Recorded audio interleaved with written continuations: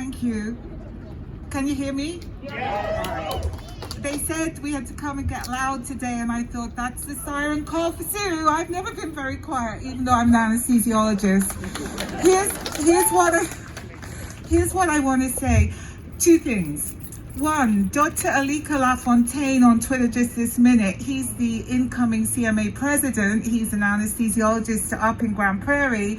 He said, listen, what we're going to do now is give up taking information. It's like giving an anesthetic with your finger on the pulse and not putting any of those great monitors on and just making it up as you go along, and fingers crossed we all wake up okay.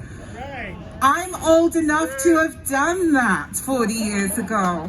I don't want to ever do that again, and we don't do that now. We put on monitors, we pay attention, and everything's good. Why don't I want to do it? It was bloody stressful, and it was very unsafe for the patient.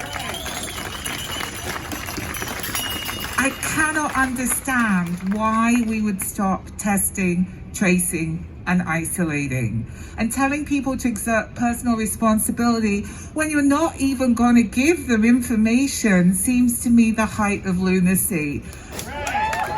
But I wanted to have one other thing to say too, which is this, that the doctors on the front lines, and I am not one of those, I'm way too old, but the doctors on the front lines, the nurses on the front lines, all the healthcare workers, the paramedics and everybody have worked their frigging asses off for the last however long it's been, right? And I want to say this, right? Dr. Hinshaw, dear Dr. Hinshaw, you're a doctor first, and before you're a doctor, you're a human being.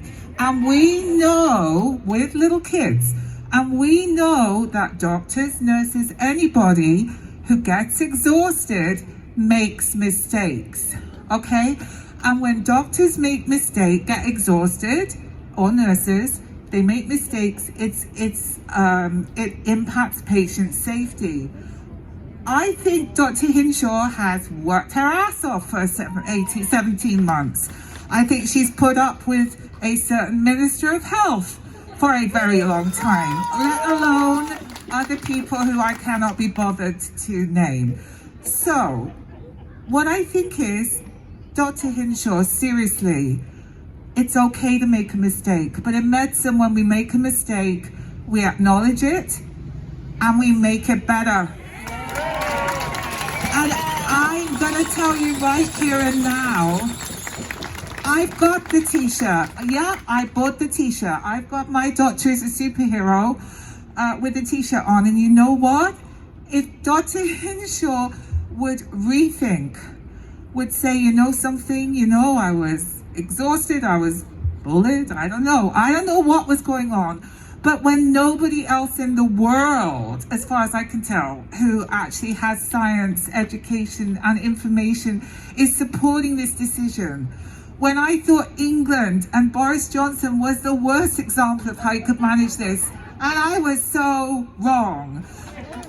Please, I mean this, I really mean this. I want to go to England and see my mum before she dies, as I know many, many other people do too.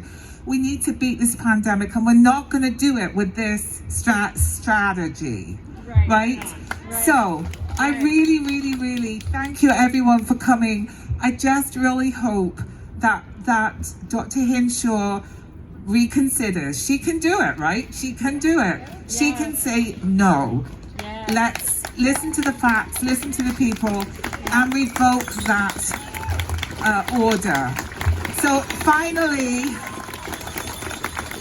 because you know what? She is a good person. She is a good person, but something's happened.